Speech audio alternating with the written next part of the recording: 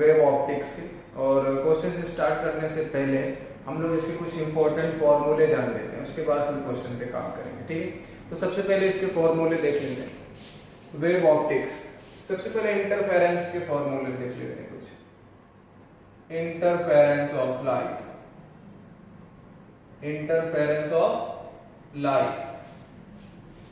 Interference of light में important formula intensity का होता है, जो कि एम्पलीट्यूड के साथ रिलेटेड होता है।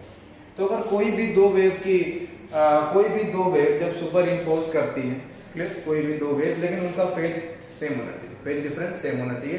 तो जब वो दोनों वेव जाके सुपर इम्पोज होती है तो वहां पर इंटरफेरेंस फिनोमेना परफॉर्म होता है और डार्क और ब्राइट स्पॉट्स बनने स्टार्ट हो जाते हैं, क्लियर।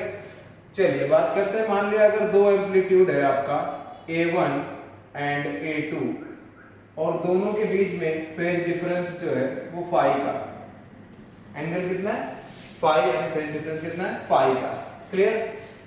तो अब हम लोग अगर बात करें कि इसका रिजल्टेंट एम्पलीट्यूड क्या आता है, तो वेक्टर लॉ से हम लोग निकाल सकते हैं कि अगर ये A1 है और ये आपका A2 है, तो जो इसका रिजल्टेंट आएगा R, वो आप वेक्टर के लॉ से निकाल, ठीक है। तो इस टाइप में आपने वेक्टर में पढ़ा हुआ है। तो यहाँ पे रिजल्टेंट एम्पलीट्यूड जो आने वाला है वो क्या आएगा, under root of A1 square plus A2 square plus 2A1 A2 cos phi, ठीक है। AR is equal to A1 square plus A2 square plus 2A1 A2 cos phi. अब हमको पता है कि इंटेंसिटी डायरेक्टली प्रोपोर्शनल होती है एम्पलीट्यूड के स्क्वायर, ठीक है। एम्पलीट्यूड का स्क्वायर क्या होता है, वो डायरेक्टली प्रोपोर्शनल होता है इंटेंसिटी, ये चीज हम जानते हैं। तो इसका यूज करके हम लोग इंटेंसिटी, रिजल्टेंट इंटेंसिटी निकालते हैं। इसका मतलब ये हुआ कि I is directly proportional to A square. Square को अगर इधर भेजोगे आप तो यहां से क्या आ जाएगा, ये under root of I is directly proportional to A। Under root of I is directly proportional to A, ठीक है। तो under root of I is directly proportional to A आ गया, ठीक। अब हम क्या करते हैं, जैसे A1 है, AR है, तो ऐसे AR जब हम लिखेंगे, सिमिलरली यहां पे हम लिखेंगे सिमिलरली अगर हम बात करें यहां पर AR की, तो under root of IR is directly proportional to AR। Under root of IR is directly proportional to AR। ऐसे A1 की बात करें तो under root of I1 is directly proportional to A1। Under root of I2 is directly proportional to A2। तो जहां पर AR है वहां पर हम अंडर रूट ऑफ IR रख सकते हैं, A1 स्क्वायर A2 सबको हम रिप्लेस कर सकते हैं, ठीक है। अब आप प्रोपोर्शनलिटी का साइन हटाओगे तो एक कांस्टेंट k आएगा, पर कोई फायदा नहीं क्योंकि इधर भी उधर भी आएगा तो k कैंसिल आउट हो जाएगा, तो डायरेक्ट हम लोग रिप्लेस कर देते हैं, ठीक है। आइए देखते हैं। इसके बाद अगर हम देखें IR की जगह पे क्या रखेंगे, under root IR is equal to A1 का स्क्वायर मतलब किसका स्क्वायर, अंडर रूट I1 का स्क्वायर, अंडर रूट I1 का स्क्वायर प्लस A2 का स्क्वायर मतलब किसका स्क्वायर, अंडर रूट I2 का स्क्वायर, ठीक है। यहाँ पे आगे आ जाएगा आपका, आगे आ जाएगा plus 2 under root I1 under root I2 cos phi. देखिए A1 की जगह पे हम अंडर रूट I1 लिख सकते हैं, A2 की जगह पे अंडर रूट I2 लिख सकते हैं, तो A1 और under root I1 under root I2 लिखेंगे। इसको सॉल्व करते हैं, देखिए अंडर रूट दोनों तरफ है तो ये कैंसिल आउट हो जाएगा आपस में, तो यहाँ पे बचेगा IR is equal to under root I1 का स्क्वायर, तो ये भी रूट से स्क्वायर कैंसिल आउट, बचेगा I1, यहाँ रूट से स्क्वायर कैंसिल आउट, बचेगा प्लस I1 प्लस I2, और ये हो जाएगा प्लस का 2 under root I1 under root I2 cos phi. ये हो जाएगा हमारा रिजल्टेंट इंटेंसिटी का फॉर्मूला। किसका फॉर्मूला, रिजल्टेंट इंटेंसिटी का फॉर्मूला। ये किसका फॉर्मूला था आपका, रिजल्टेंट एम्पलीट्यूड, क्लियर। तो दो इंपॉर्टेंट फॉर्मूले हमारे सामने आए, एक रिजल्टेंट एम्पलीट्यूड का, कि अगर दो एम्पलीट्यूड दिया हो तो रिजल्टेंट एम्पलीट्यूड कैसे निकालेंगे, इंटरफेरेंस ऑफ लाइट में। और अगर दो इंटेंसिटी दी हुई हो, किसी भी दो वेव की इंटेंसिटी दी हुई हो, तो हम रिजल्टेंट इंटेंसिटी कैसे निकालें। ठीक है, ठीक, इसके आगे चलते हैं, फिर इसको हटाते हैं। तो अब हम लोग आगे बात करेंगे, ये फॉर्मूला आ जाने के बाद, जो ये हमारा फॉर्मूला है, इसके बाद अगर हम देखते हैं, ठीक है, ये तो रिजल्टेंट इंटेंसिटी हुई फॉर टू डिफरेंट वेव। लेकिन अगर यहां पर अगर हमें गिवन हो, given to identical wave, given to identical wave, अगर आपको टू आइडेंटिकल वेव गिवन है तो उनकी इंटेंसिटी सेम हो जाएगी। मतलब I1 I2 I2 किसी I0 के इक्वल हो जाएगा, मतलब जो I1 की वैल्यू होगी वही I2 की वैल्यू, कहने का मतलब ये तो सेम हो जाएगी। इंटेंसिटी अगर सेम हो जाएगी तो ये चीज हम यहाँ पे पुट कर सकते हैं, I1 की जगह पे भी I0 पुट करेंगे, I2 की जगह पे भी I0 पुट करेंगे, तो रिजल्टेंट इंटेंसिटी क्या आने वाली है। बोर्ड एग्जाम में इसका प्रूफ भी पूछा जाता है, ठीक है, और जो रिजल्ट निकल के आएगा उससे कंपटीशन लेवल में क्वेश्चन भी आते हैं। तो IR is equal to I1 की जगह पे I0 रखोगे, फिर से I2 की जगह पे भी I0 रखोगे, यहाँ आ जाएगा 2 under root I0 cos phi, ये हो जाएगा IR is equal to I0 कितना हो जाएगा 2I0 plus 2 under root I0, तो ये I0 हो जाएगा, ठीक, cos phi, ठीक, 2I0 यहां से कॉमन ले सकते हैं, तो resultant intensity is equal to 2I0 common हो गया, यहां बचा 1 प्लस यहां बचा cos phi। अब देखो 1 प्लस cos phi का ट्रिग्नोमेट्री में एक फॉर्मूला होता है, 1 plus cos phi is equal to 2 cos square phi by 2, ये ट्रिग्नोमेट्री में फॉर्मूला होता है 1 प्लस cos थीटा का, 1 plus cos theta 2 cos square theta by 2। तो यहाँ थीटा के जगह पे फाई है तो हमने फाई का यूज कर लिया, तो ये वो चीज हम यहाँ पर पुट करके देखते हैं, IR is equal to 2I0 into 1 plus cos phi की वैल्यू कितनी है 2 cos स्क्वायर phi बाय 2, तो 2 2 जा 4 हो जाएगा, यानी कंप्लीट अगर हम लिखें तो रिजल्टेंट इंटेंसिटी अब जो आने वाली है वो कितनी आएगी 4I0 cos square phi by 2। और ये एक इंपॉर्टेंट फॉर्मूला है जो आप डायरेक्टली याद रख सकते हैं, ठीक, ये एक इंपॉर्टेंट फॉर्मूला जो आप डायरेक्ट भी याद रख सकते हैं, resultant intensity 4I0 cos square phi by 2। But ये कब एप्लीकेबल है, जब टू आइडेंटिकल वेव आपको गिवन हो। तो अगर दो आइडेंटिकल वेव गिवन नहीं तो आप यही पहले वाला फॉर्मूला लगाओगे, IR is equal to I1 plus I2 2 under root I1 I2 cos, ठीक है। चलिए आगे चलते हैं, फिर हम बात करते हैं। तो ये हमारा फॉर्मूला हो गया, हमने क्या क्या सीखा अभी, रिजल्टेंट एम्पलीट्यूड निकालना, रिजल्टेंट इंटेंसिटी निकालना, और टू आइडेंटिकल के लिए अगर दो आइडेंटिकल वेव आपको गिवन है तो उसके लिए रिजल्टेंट इंटेंसिटी निकालना, ठीक है, ठीक, यहां तक आप एक बार समराइज कर सकते हैं। इसके बाद हम लोग आगे चलते हैं, बात करते हैं इंटरफेरेंस का जो टाइप होता है। ये बात हम लोगों ने की इंटरफेरेंस ऑफ लाइट। अब हम लोग बात करेंगे कि टाइप ऑफ इंटरफेरेंस। तो दो टाइप का इंटरफेरेंस होता है, एक कंस्ट्रक्टिव इंटरफेरेंस और एक डिस्ट्रक्टिव इंटरफेरेंस। कंस्ट्रक्टिव इंटरफेरेंस में ब्राइट बैंड बनता है और डिस्ट्रक्टिव इंटरफेरेंस में डार्क बैंड बनता है, ठीक है। तो हम पहले बात करते हैं कंस्ट्रक्टिव इंटरफेरेंस की। ज्यादा डीप में नहीं जाना है, हम लोगों को एक बार फॉर्मूला समराइज करना है अपना क्वेश्चन सॉल्व करने के लिए। कंस्ट्रक्टिव इंटरफेरेंस,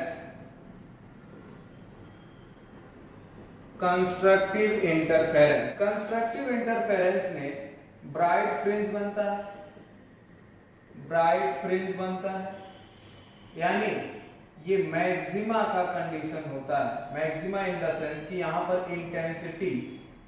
इंटेंसिटी मैक्सिमम वाली ली जाती है, इंटेंसिटी मैक्सिमम वाली ली जाती है, ठीक है। तो यहां पर आपका जो पाथ डिफरेंस होता है उसकी कंडीशन होती है path difference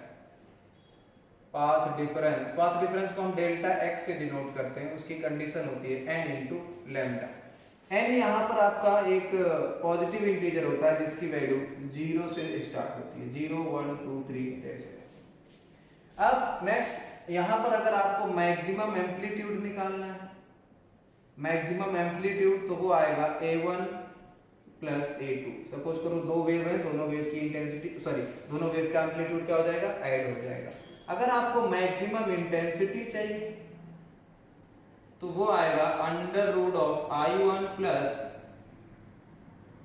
under root of I2 का होल स्क्वायर। ये फॉर्मूला आपको बिल्कुल याद होना चाहिए, ठीक है, ठीक है। ये क्या होगा, maximum amplitude A1 plus A2 और maximum intensity under root of I1 plus under root of I2 का होल स्क्वायर। तो ये आपका मैक्सिमम एम्पलीट्यूड और मैक्सिमम इंटेंसिटी का फॉर्मूला हो गया किसके केस में, किसके केस में, कंस्ट्रक्टिव इंटरफेरेंस के केस में। अब हम लोग बात करते हैं डिस्ट्रक्टिव में। अच्छा, यहां से एक चीज और देख सकते हैं कि अगर दो आइडेंटिकल वेव आपको दे दी जाए, सपोज करें यही फॉर्मूला अगर आप अप्लाई करें फॉर टू आइडेंटिकल वेव, तो भी थोड़ी देर पहले हमने आपको बताया था कि अगर टू आइडेंटिकल वेव आपको गिवन है तो वहां पर दोनों इंटेंसिटी दोनों वेव की सेम हो जाती है, दोनों वेव की इंटेंसिटी सेम हो जाती है, किसी एक इंटेंसिटी I0 के इक्वल, कुछ भी हो सकता है यहाँ पे, ठीक है, I1 equal to I2 equal to I0। तो अगर हम इसमें पुट करें, देखिएगा Imax इज इक्वल टू कितना, under root of I0 plus under root of I0 का होल स्क्वायर, क्योंकि I1 I2 दोनों I0 हो जाएंगे, ठीक। तो ये कितना आ जाएगा, अंडर रूट ऑफ ब्रैकेट में I0 मतलब 2 अंडर रूट ऑफ I0 का होल स्क्वायर। तो जब हम स्क्वायर यहां से हटाएंगे तो ये कितना हो जाएगा आपका, ये आपका प्लस हो जाएगा, तो आएगा 4 और ये हो जाएगा I0, कितना आ जाएगा 4 इंटू I0, ठीक है। तो ये आपका क्या हो जाएगा, ये केस, ये मैक्सिमम इंटेंसिटी तब आएगी जब आपको दो, कैसे, आपके आइडेंटिकल वेव गिवन हो, जब आपको दो आइडेंटिकल वेव गिवन हो उस कंडीशन में ये चीज निकाला जाता है, ठीक।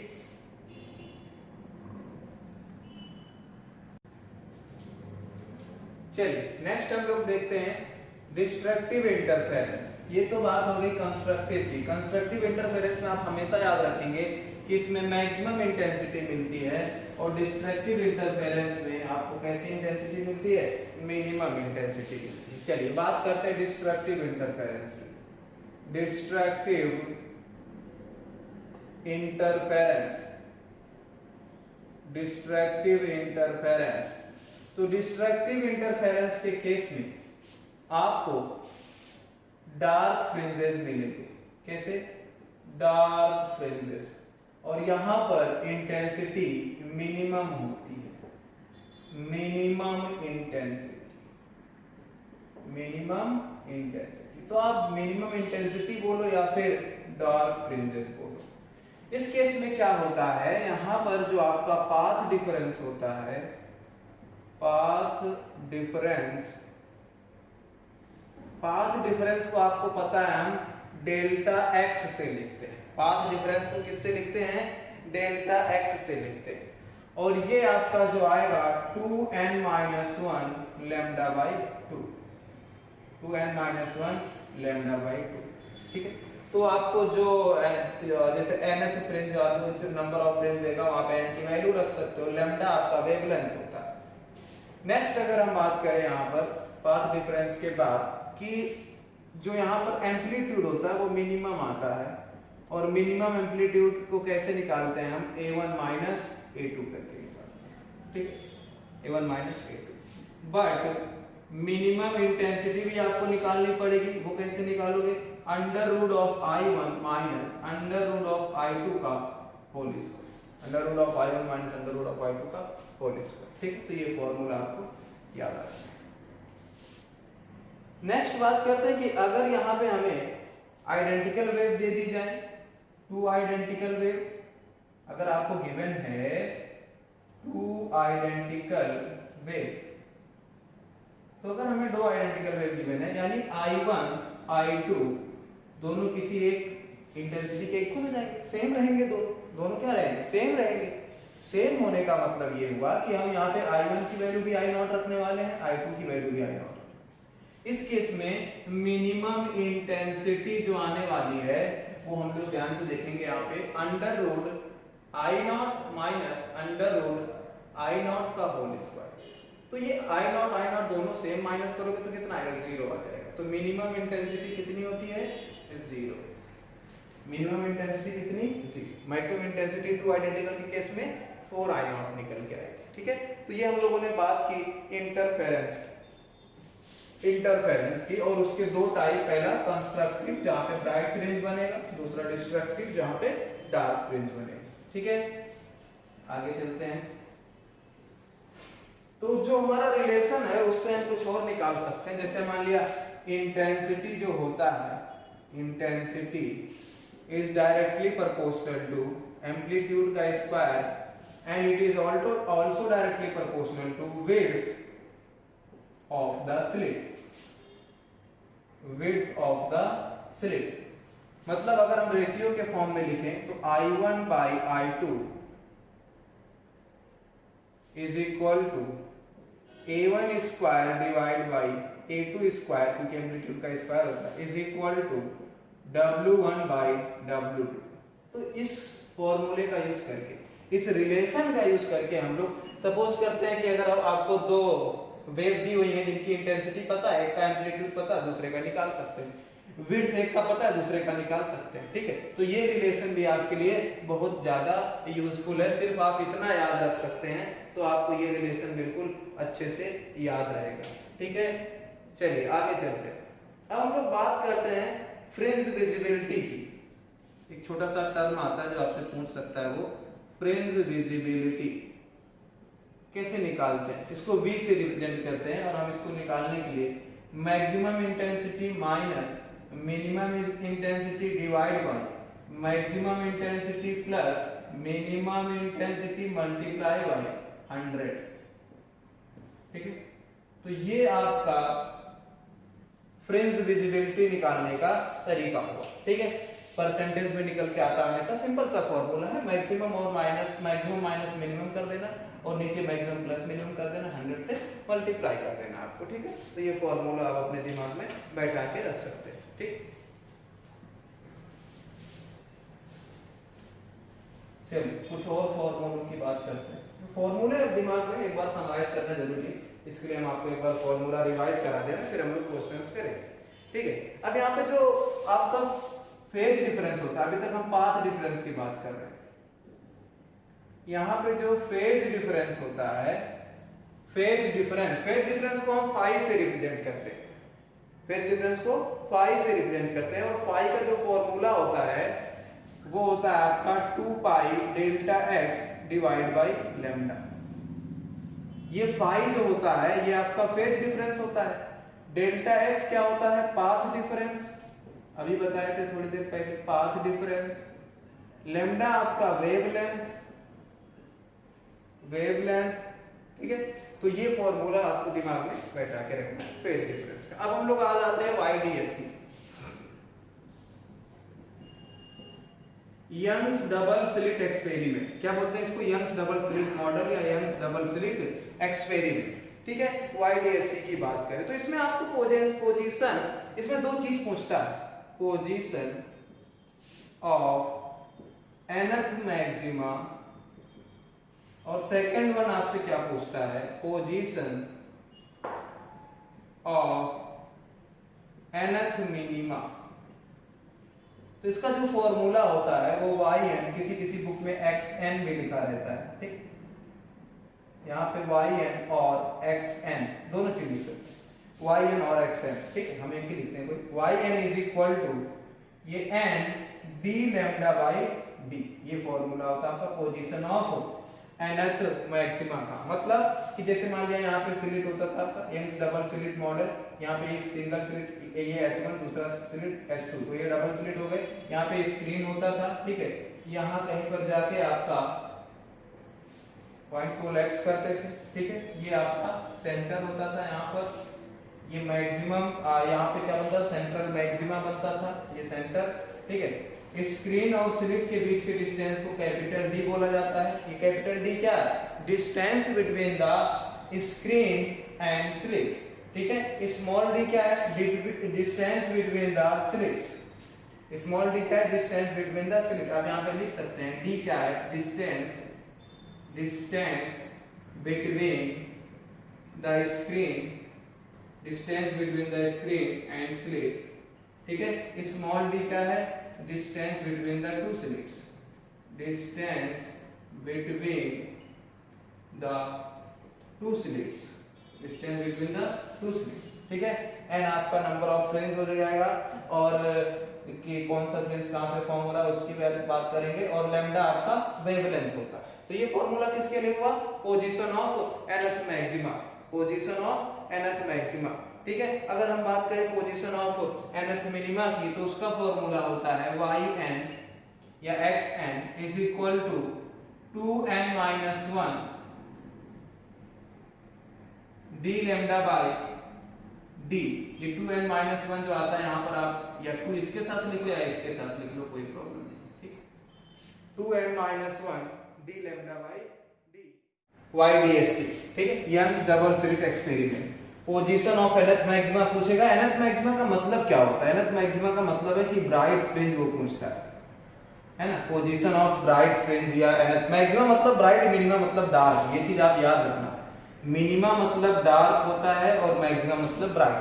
तो आपको पूछेगा कि nth, जैसे मान लिया वो पूछेगा कि थर्ड ब्राइट फ्रिंज कहां बनेगा, थर्ड ब्राइट फ्रिंज, तो n की वैल्यू 3 हो जाएगी। पूछेगा वो अगर कि आपका सेकंड डार्क फ्रिंज कहां बनेगा, तो n की वैल्यू 2 हो जाएगी। तो 2n minus 1 divide by 2 d lambda by d।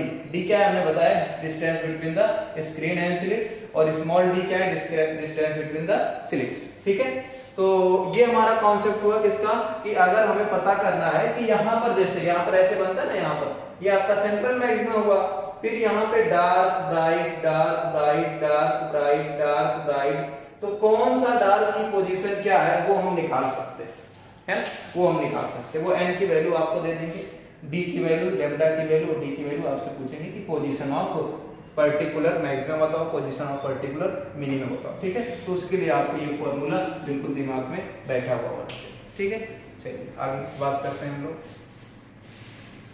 अब इसमें और क्या चीज पूछता है हमसे, यंग्स डबल स्लिट एक्सपेरिमेंट में और हमसे क्या चीज पूछ सकता है। ठीक है, तो वो path difference of nth maxima तो आपको पता है कि क्या होता है। Path difference of nth maxima अभी बताए थे थोड़ी देर पहले, वही चीज होता है ना कि delta x is equal to n lambda, और path difference of nth minima, path difference of nth minima वो क्या होता है? Delta x is equal to 2n minus 1 lambda by 2, 2n minus 1 lambda by 2।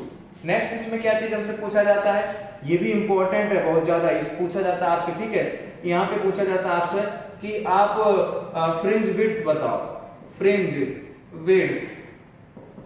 Width को हम beta से denote करते हैं, beta d lambda by d। इसका फॉर्मूला क्या होता है? d lambda by d। Fringe width का फॉर्मूला होता है d लैम्डा बाय d। ठीक है, इसी जगह पे अगर हमसे एंगुलर फ्रिंज विड्थ पूछता है तो एंगुलर, ये आपका लीनियर फ्रिंज विड्थ भी इसको बोला जाता है। नेक्स्ट, लेकिन अगर आपका एंगुलर नाम दे दिया उसने, एंगुलर फ्रिंज विड्थ, तो एंगुलर फ्रिंज विड्थ का फॉर्मूला सिर्फ आपको यहां से क्या करना है, d को गायब कर देना है, इसको अल्फा से डिनोट करते हैं। एंगुलर को, लीनियर वाले को बीटा से, एंगुलर वाले को अल्फा से। अल्फा इज इक्वल टू कितना हो जाएगा आपका? Lambda by d, lambda by d। सिर्फ यहां से आपको कैपिटल D गायब कर देना है, तो यहाँ पे कितना आ जाएगा? लैम्डा बाय d आ जाएगा। ठीक है, इसी फॉर्मूले को हम एक तरीके से और लिख सकते हैं। देखो यहाँ पर आपका ये लैम्डा बाय d है, अगर हम इस d की वैल्यू यहाँ पर रखें, इस d की वैल्यू, स्मॉल d की वैल्यू, देखो यहाँ से d की वैल्यू निकाल लो, स्मॉल d की वैल्यू कितनी हो जाएगी? ये d इधर जाएगा तो d लैम्डा बाय बीटा आ जाएगा। तो इस d की वैल्यू यहाँ पे पुट कर दो, तो अल्फा इज इक्वल टू हो जाएगा, alpha is equal to lambda divide by d की वैल्यू कितना? d lambda by beta. तो यहाँ से लैम्डा कैंसिल, बीटा ऊपर चला जाएगा, तो यानी एक फॉर्मूला और मिल गया एंगुलर फ्रिंज विड्थ का, क्या? Beta by d। वो डिपेंड करता है कि क्वेश्चन में आपको क्या गिवन है। अगर बीटा और d गिवन है, यानी लीनियर फ्रिंज विड्थ और distance between the slit and screen, तो आप ये फॉर्मूला लगा लेना। अगर आपको वेवलेंथ और distance between the slit given है तो ये फॉर्मूला लगा लेना, ठीक है। तो ये आपका हो गया fringe width, linear fringe width, और ये एंगुलर फ्रिंज विड्थ। क्लियर? चलिए आगे चलते हैं।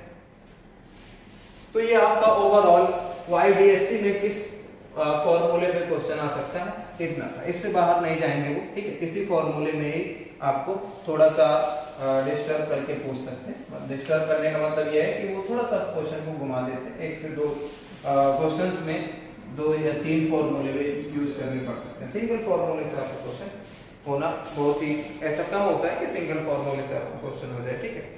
चलिए अब हम लोग बात करेंगे यहाँ पे displacement of fringes due to thin film. Displacement of fringes due to thin film.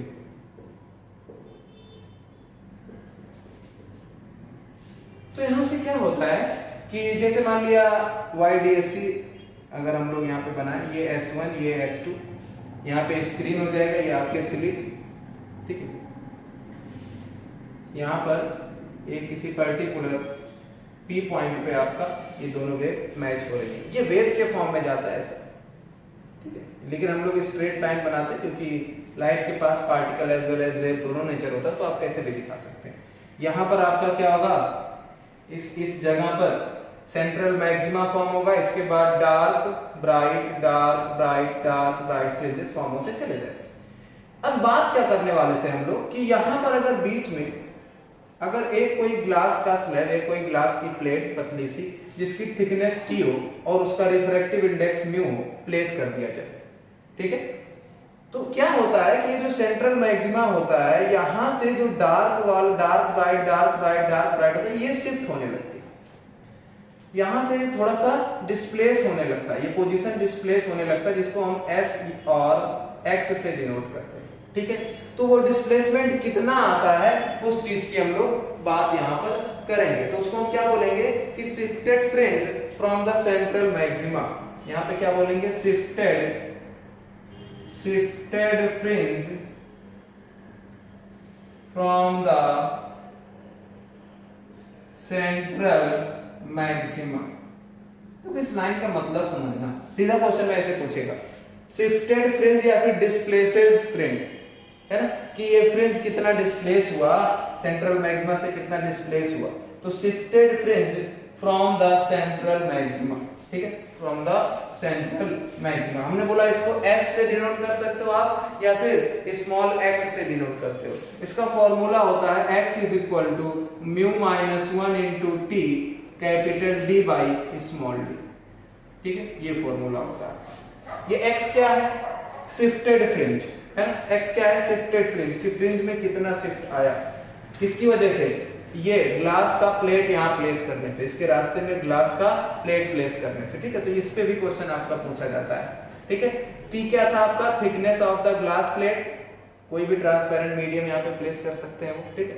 तो ये उसका थिकनेस हो गया जो बीच रास्ते में रखा गया, और ये उस मीडियम का रिफ्रैक्टिव इंडेक्स, म्यू क्या है, उस मीडियम का रिफ्रैक्टिव इंडेक्स, ठीक है।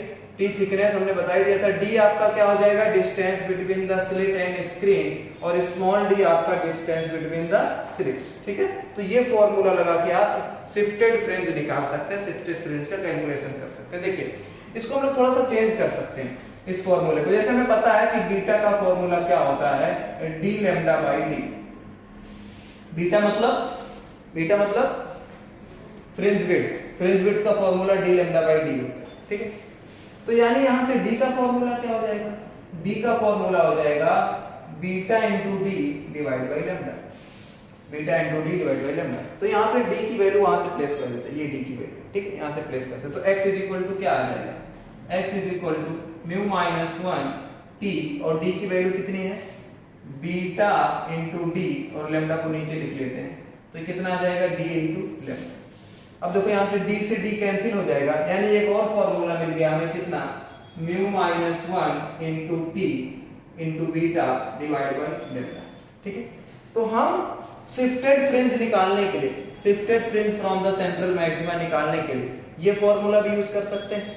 लेकिन अगर आपको मान लिया कि फ्रिंज विड्थ दिया हुआ है बीटा, फ्रिंज विड्थ बीटा अगर आपको दिया हुआ है और वेवलेंथ दिया हुआ, तो ये फॉर्मूला भी यूज करते हैं। दोनों फॉर्मूला सेम है, बस हमने यहाँ डी को रिप्लेस कर दिया और रिप्लेस करने के लिए क्या यूज किया, फ्रिंज विड्थ का फॉर्मूला यूज कर लिया, ठीक है, डी लैम्डा बाई बी।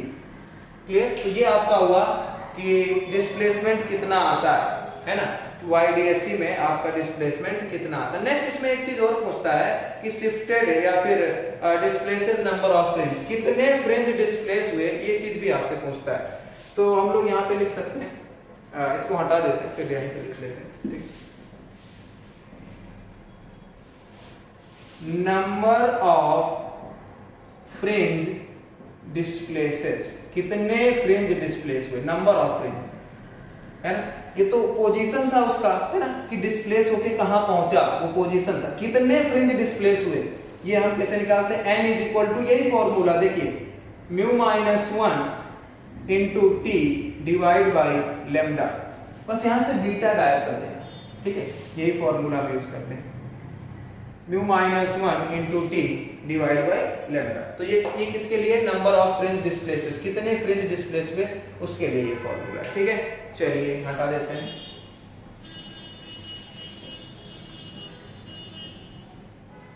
तो ये था कि YDSC में अगर हम लोग किसी भी एक ऊपर वाले रे, तो वो जो स्लैब रखा था ना हमने पतला सा टी थिकनेस का, वो कहीं भी प्लेस कर सकते हैं आप, ऊपर वाली रे में भी नीचे वाली रे में, ठीक है। तो वो डिस्प्लेस ऊपर वाली में रहेंगे तो फ्रिंज ऊपर शिफ्ट होगा, नीचे वाली रे पर रखते तो फ्रिंज नीचे शिफ्ट होता, बस इतनी सी बात होती है, ठीक है।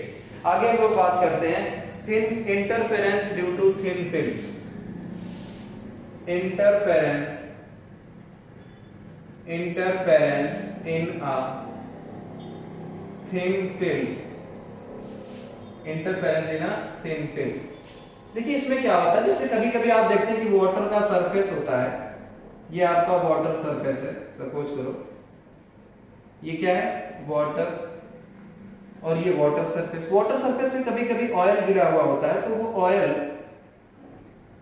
इसे वाटर सरफेस पे मान लिया अगर ऑयल गिरा हुआ है, तो आप कभी कभी देखेंगे जब उस पर लाइट पड़ती है, इस ऑयल पे जब लाइट आके इंसिडेंट होती है, तो वहां पे मल्टीपल कलर्स होते हैं। वो क्यों होता है, उसका भी रीजन इंटरफेरेंस ही होता है। उसका भी रीजन क्या होता है, इंटरफेरेंस, क्योंकि यहाँ पे रिफ्लेक्शन जो होता है वो दो सरफेस से होता है। एक तो यहाँ से लाइट रिफ्लेक्ट हो जाती है, और उसके बाद जब लाइट रिफ्लेक्ट होकर यहाँ तक पहुंचती है तो फिर यहाँ से भी एक बार रिफ्लेक्ट होती है ना। तो इसीलिए डबल रिफ्लेक्शन की वजह से वो हमें शो होता है, ठीक है। तो इसमें कोई हमें ज्यादा डीप में बात नहीं करनी है फिलहाल, हमें फॉर्मूला देखना है, ठीक है, कि interference in a thin film का फॉर्मूला क्या होता है। तो इसमें दो केस होते हैं, डिस्ट्रक्टिव और कंस्ट्रक्टिव, ठीक है। तो हम सबसे पहले देखते हैं डिस्ट्रक्टिव इंटरफेरेंस। इसमें हम सबसे पहले देखते हैं क्या, डिस्ट्रक्टिव इंटरफेरेंस, डिस्ट्रक्टिव इंटरफेरेंस। तो जो डिस्ट्रक्टिव इंटरफेरेंस होता है इसको आप मिनिमा भी बोल सकते हैं, मिनिमा की कंडीशन, या फिर डार्क, ठीक है। डिस्ट्रक्टिव का हमने बताया था, इसमें इंटेंसिटी मिनिमम हो जाती है, यानी ये मिनिमा या डार्क का कंडीशन होता है, ठीक है। तो इसमें जो कंडीशन आता है हमारा वो आता है 2 mu into T cos R is equal to N into lambda, ठीक है। अब जैसे मान लिया ये R क्या है आपका, R है एंगल ऑफ रिफ्रैक्शन, मतलब जैसे वो थिन फिल्म है, ये हमने मान लिया T थिकनेस का ऑयल है, ये ऑयल का लेयर है जो कि वाटर के ऊपर, ठीक है, ये नीचे वाटर के ऊपर फैला हुआ, और इस जो इसका लेयर है ऑयल का उसकी थिकनेस T है, और इसका रिफ्रैक्टिव इंडेक्स म्यू, ऑयल हो सकता है कुछ भी हो सकता है, ठीक है।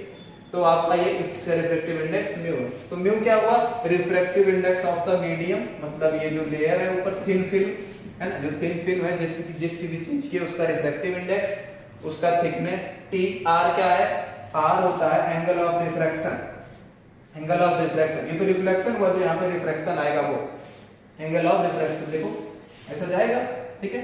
तो यहाँ से रे थोड़ा सा इसको सीधा जाना चाहिए था, लेकिन ये टुवर्ड्स द नॉर्मल शिफ्ट हो जाएगी, ठीक है। तो यानी एंगल ऑफ रिफ्रैक्शन, ठीक है।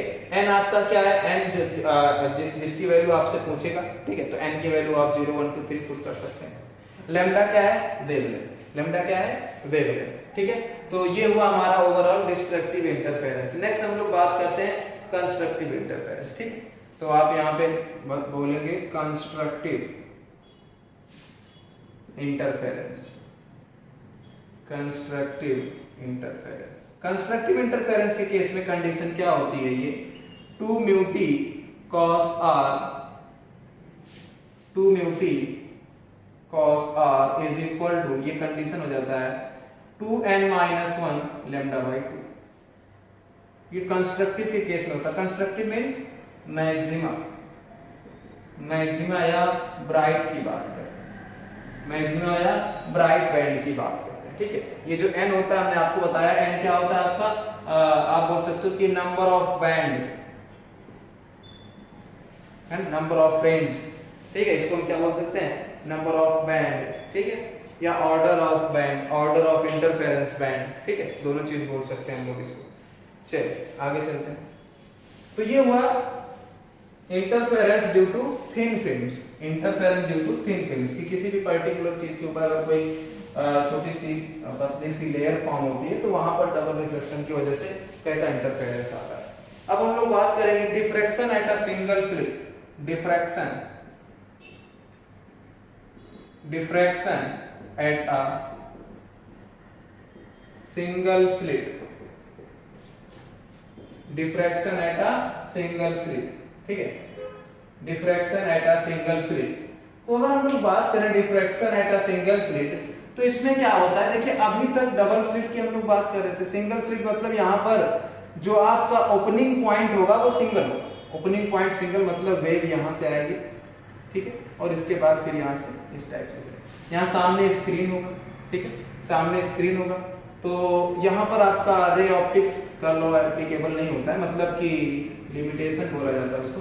तो आपको हमें ऐसा लगता है कि सिर्फ यहाँ पर ब्राइट जगह पे बननी चाहिए, इस जगह पे सिर्फ ब्राइट वाला हिस्सा आएगा, बाकी जगह पे डार्क, लेकिन ऐसा नहीं होता है ना, क्योंकि वेव इस टाइप से यहाँ तक भी पहुंचती, यहाँ तक भी पहुंचती। यहाँ पे आपका सेंट्रल मैक्सिमा यानी सेंट्रल ब्राइट फ्रिंज बनता है, यहाँ पे सेंट्रल ब्राइट फ्रिंज बनता है। ठीक है, यहाँ पे आपका डार्क, यहाँ पे डार्क और यहाँ पे फिर डार्क और bright, dark bright, dark bright, dark bright का पैटर्न बन जाता है। ठीक है, तो ये आपका होता है due to single slit, diffraction in single slit. ठीक है, तो हम लोग इसके फॉर्मूले की बात करते हैं। ठीक है, तो हम लोग बात करते हैं diffraction of a single slit. तो अगर यहां से जैसे पहली बात हम लोग करते हैं nth मिनिमा कैसे निकालेंगे? nth मिनिमा, इसको nth सेकेंडरी मिनिमा भी बोला जाता है। ठीक है, nth सेकेंडरी मिनिमा, तो उसका फॉर्मूला होता है a sin theta n is equal to n into lambda. a sin theta n is equal to n into lambda. a क्या होता है? वो सिंगल का जो आपका स्लिट होता है, ये स्लिट का विड्थ कितना है? a, कितनी ओपनिंग है उसकी, उसका डिस्टेंस होता है। ठीक, चलिए जैसे मान लिया यहाँ पर अगर आपसे पूछे कि फर्स्ट मिनिमा कहाँ परफॉर्म होगा, फर्स्ट मिनिमा, तो आप क्या यहाँ पे n की वैल्यू कितनी हो जाएगी? 1 हो जाएगी। ठीक है, आपसे थर्ड मिनिमा पूछे तो n की वैल्यू कितनी हो जाएगी? 3 हो जाएगी। सेकंड मिनिमा पूछे, n की वैल्यू 2 हो जाएगी। ठीक, तो इस टाइप से आप फाइंड आउट करें। नेक्स्ट nth मैक्सिमा, इस केस में nth मैक्सिमा कैसे निकालते हैं? है ना, diffraction at a single slit. nth maxima के लिए a sin theta n equal हो जाता है 2n plus 1 lambda by 2, 2n plus 1 lambda by 2। यहाँ पे n की वैल्यू 1 2 3 4 5 6 होती है। ठीक है, जैसे मान लिया अगर फर्स्ट मैक्सिमा पूछ रहा है आपसे, फर्स्ट मैक्सिमा, तो वो कहाँ पे बनेगा? देखो ये n की वैल्यू 1 हो जाएगी, तो 2 इंटू 1 2 प्लस 1 3, यानी फर्स्ट कहाँ बनेगा? 3 लैम्डा बाई 2 बनेगा। सेकंड मैक्सिमा पूछता है, सेकंड मैक्सिमा अगर आपसे पूछे तो n की वैल्यू 2, तो कितना हो जाएगा? 5 लैम्डा बाई 2। थर्ड मैक्सिमा पूछे तो कितना? 7 लैम्डा बाई 2। ऐसे ही बनता चला जाएगा। ठीक है, तो ये दोनों पैटर्न आपको याद रखना है कि nth मिनिमा और nth मैक्सिमा का कंडीशन क्या होता है। nth मिनिमा और nth मैक्सिमा की कंडीशन क्या होती है? किसमें? Diffraction at a single slit, diffraction at a single slit. ठीक है, फिर हम लोग आगे बात करते हैं कि linear width of central maxima ठीक है। Linear width of central maxima, इसका फॉर्मूला होता है आपका 2 lambda D by D. 2 lambda D by D बताने की जरूरत नहीं है, सारी चीजें आपको पता है, ठीक है। 2 lambda D by D, 2 lambda D by D होता है इसका फॉर्मूला, ठीक है। नेक्स्ट हम लोग आ जाए, डी का मतलब यही हुआ कि जैसे डी नहीं होता था वहां पे ए, कि ये सिंगल स्लिट की ओपनिंग कितनी है, यहाँ पे इसका ए, ठीक है, ये वैल्यू होती है। तो 2 लैम्डा डी बाई ए। फिर हम लोग अगर बात करें angular width of central maxima, angular width of central maxima, तो हमने बोला था जब भी एंगुलर विड्थ की बात आए कैपिटल डी गायब हो जाता है, तो यहाँ पे कितना आ जाएगा 2 lambda by a, 2 lambda by a, है ना। एक तरीका याद रखने का, कोई फर्क नहीं है कि कैपिटल डी गायब हो जाता है, ठीक है। तो लीनियर विड्थ अगर आपसे पूछेगा सेंट्रल मैक्सिमा का लीनियर विड्थ कितना होगा, तो 2 लैम्डा डी बाई ए, और अगर एंगुलर विड्थ पूछता है तो उससे डी नहीं लिखेंगे, 2 लैम्डा बाई ए करके निकालेंगे, ठीक है।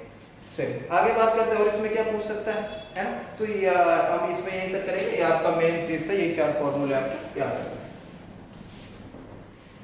तो हम लोग बात कर लेते हैं नेक्स्ट ब्रेस्टर लॉ, ठीक है। इसमें एक कॉन्सेप्ट और मुख्तार से, ब्रेस्टर्स लॉ क्या होता है। इसमें क्या होता है कि जैसे मान लिया यहाँ पर कोई मीडियम, जैसे मान लिया यहाँ पे एयर है और यहाँ पे आपका कोई ग्लास मीडियम है, तो अगर कोई रे यहां से यहां आई, अगर ये रिफ्लेक्टेड रे, अगर ये रिफ्लेक्टेड रे है और ये इंसिडेंट रे, और ये रिफ्लेक्टेड रे अगर फुली प्लेन पोलराइज्ड लाइट है, पोलराइजेशन का कॉन्सेप्ट है आपका, ये फुली प्लेन पोलराइज्ड हो गई, तो इसका मतलब इसको हम लोग क्या बोल देते हैं, angle of polarization. Angle of incidence को यहाँ पे क्या बोलते हैं, एंगल ऑफ पोलराइजेशन। कब बोलते हैं, जब ये रिफ्लेक्टेड रे आपकी कंप्लीटली प्लेन पोलराइज्ड लाइट बन जाए, ठीक है। तो इसके लिए फॉर्मूला दिया था ब्रेस्टर ने, क्या दिया था, उन्होंने बोला था कि अगर इस टाइप से है तो ये आपका जो यहाँ का रिफ्रैक्टिव इंडेक्स होगा, ग्लास का रिफ्रैक्टिव इंडेक्स, वो इक्वल होगा tangent of angle of polarization, tangent of angle of polarisation.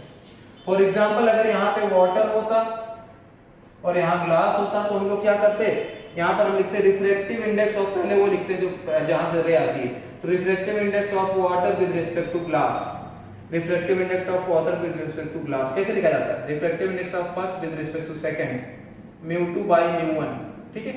Second ऊपर और फर्स्ट नीचे लिखा जाता है, तो ग्लास ऊपर लिखा जाएगा, refractive index of glass divide by refractive index of water is equal to tan theta p।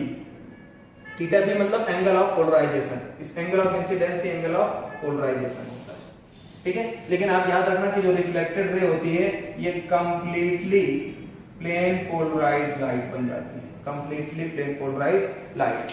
तो ये आपका था क्या, ब्रेस्टर लॉ, ठीक है। नेक्स्ट हम बात करते हैं law of Malus. Next formula है आपका लॉ ऑफ मेलिस।